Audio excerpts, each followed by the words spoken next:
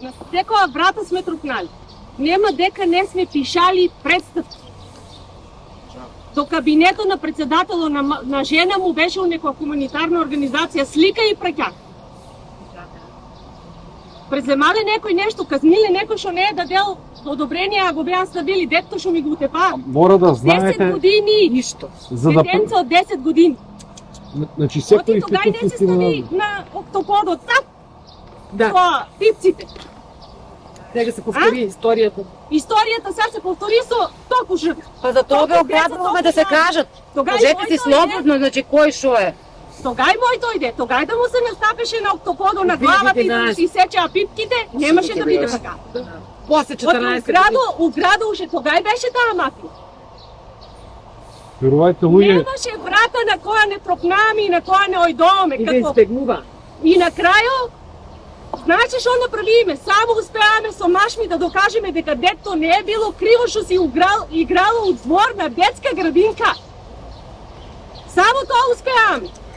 Дека оно не е било криво што си играло там дека му е местото. 10 годишно дете. Димитри Апов.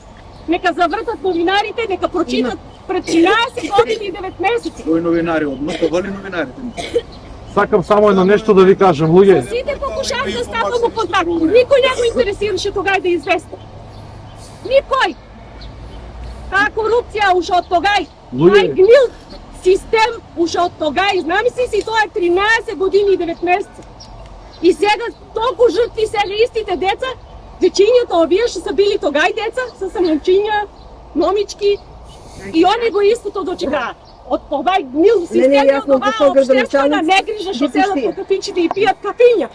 Само нешто. След после 13 години Обштествено сега не пали грижа. треба исто. Ја на неговиот Сега си е углед, дома, куќен притвор. што го нема веќе Беше ова игра тај углед. началник, моето дете тоа почина.